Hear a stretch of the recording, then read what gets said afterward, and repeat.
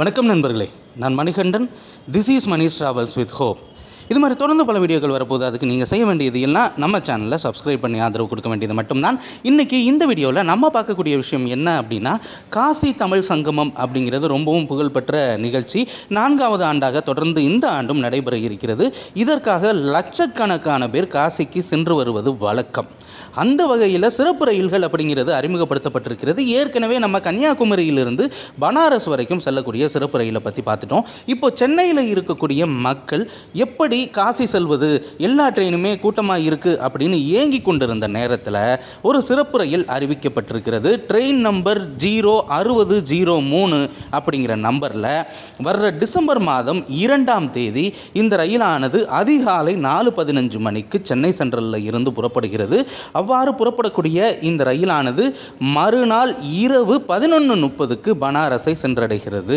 ஆக 2ஆம் தேதி கிளம்பக்கூடிய இந்த ரயிலானது 3ஆம் தேதி பனாரஸை சென்றடைகிறது. நம்ம நிச்சயமாக இந்த ரயிலை பயன்படுத்தணும் அப்படின்னா நமக்கு சுற்றி பார்க்குறதுக்கும் நேரம் அப்படிங்கிறது இருக்கிறது. ஏன்னா ரிட்டன் இந்த ட்ரெயின் அங்கே இருந்து 7ஆம் தேதி தான் கிளம்புது.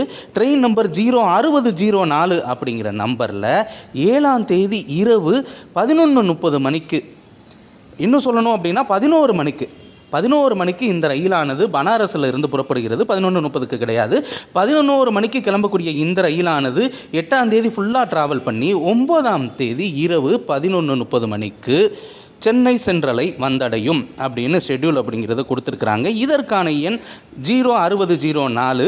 இதற்கான புக்கிங் அப்படிங்கிறது போய்கிட்டு இருக்கு. இதில் அன்ரிசர்வ்டு பெட்டிகளும் இருக்கிறது. ஆனால் அவ்வளோ தூரம் அன்ரிசர்வ் அப்படிங்கிறது சேஃப் அப்படிங்கிறது நான் சொல்ல மாட்டேன். அதனால் நிச்சயமாக சென்னையில் இருந்து பனாரஸ் வரைக்கும் செல்லக்கூடிய பயணிகள், தமிழ் சங்கமத்துக்காக போகிறவங்க மட்டும் இல்லை, நார்மலாக காசியை சுற்றி பார்க்கணும்னு நினைக்கிறவங்களும் இந்த ரயிலை பயன்படுத்தி கொள்ள முடியும். அதனால் இந்த ரயிலை சரியான முறையில் நம்ம பயன்படுத்திக்கலாம். இந்த வீடியோவில் நான் கொடுத்த தகவல்கள் உங்களுக்கு போதுமானதாகவும் அதே நேரத்தில் பயனுள்ளதாகவும் இருந்திருக்கும் அப்படிங்கிற நம்பிக்கை நிச்சயமாக எனக்கு இருக்கிறது. இந்த தகவல்கள் நம்முடைய நண்பர்களையும் சென்று சேர வேண்டும். அப்போதுதான் காசிக்கு கூடுதலாக ரயில்கள் இருக்கிறது. அதுவும் பனாரஸ் வரைக்கும் அப்படிங்கிறதுனால இந்த வடக்கன்ஸினுடைய தொல்லை அப்படிங்கிறது கொஞ்சம் குறைவாகத்தான் இருக்கும். அதுக்காண்டி இருக்காதுன்னு சொல்லிட முடியாது. அதற்கு தகுந்தாற் போல் நம்மளும் அட்ஜஸ்ட் பண்ணி போகிறது தான் கொஞ்சம் பெட்டர்.